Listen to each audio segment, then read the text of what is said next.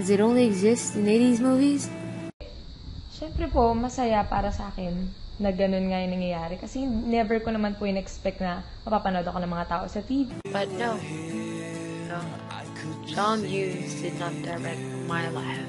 Actually, pangarap ko din po yun. I mean, secret ultimate dream ko nga ang tinawag yun. Kasi nga parang lame nga pakinggan. Pero, ayun, masaya sa pakiramdam na unti-unti natutupad ko yung pangarap ko. And I miss you. Since you've gone home, well, my body's been a mess. Nakakagulat po.